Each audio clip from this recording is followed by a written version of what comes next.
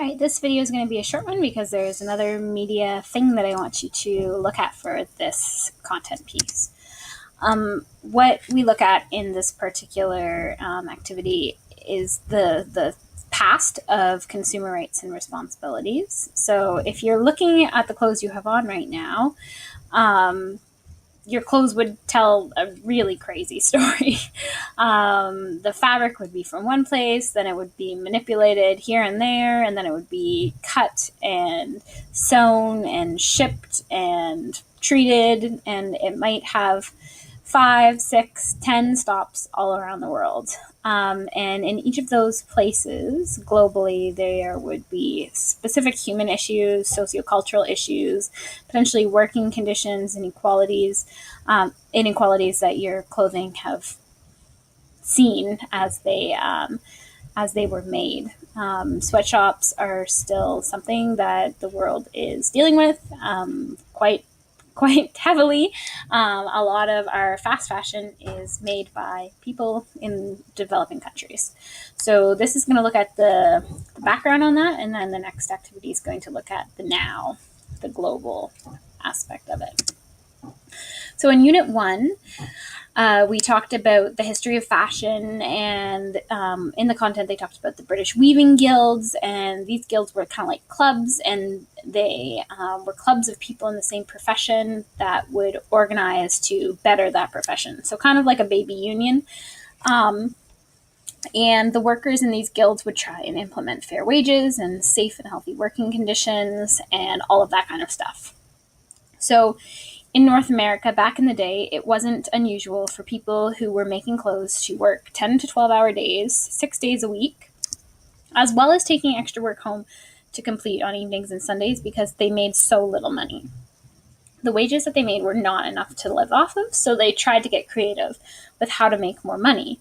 But like we're seeing now with minimum wage being raised to $15 an hour, it is potentially a better idea to just raise the wage so people don't have to have 3 or 4 jobs just to survive. So what I want you to know is that low wages and poor working conditions led to these organizations of guilds becoming unions.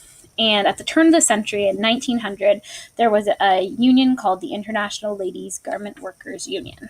And this was because most people working in garment creation were women at this point in time. And this union tried to improve the working conditions for all garment workers. These workers were a lot of the time immigrants, spoke little English, potentially the rural poor, and they didn't really have a voice until the unions helped them get a little bit louder. So one of the case studies that we're looking at in this unit is the Triangle Shirtwaist Factory. This is the name of the factory. And why is it important? Because it was really a major shift in people thinking about what was important for workers. In this factory, on the floors that were affected, there was about 500 immigrant women working. And some of them were very young, as old as 12 years old. This is back in the day where child labor was a little bit okay, especially if your family needed money. What happened was that these women worked in unsafe conditions at the factory every single day. But what was special about this day was that a fire broke out. And one of the policies was, so people didn't take lots of breaks, that the factory floor was actually locked, except at specific times where they would unlock and let them out. So you would literally be stuck in this room all day.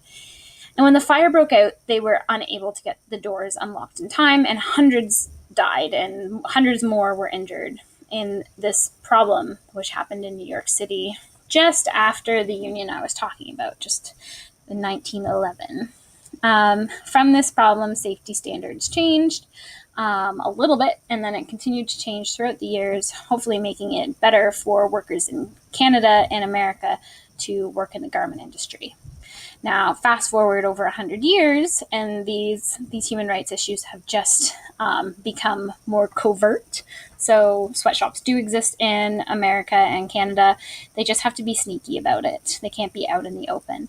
And sweatshops exist out in the open in developing countries where there are more lax rules about these sorts of things. So what I want you to do now, whether you're reading the content or listening to me or both, I really want you to go to about halfway down the page. So this is what I've just kind of been narrating for you. And I want you to listen to this. My video is short today, so you can actually take the time to listen to this sound and photographic installation that was made a few years ago. So stop the video and watch or listen to this, please.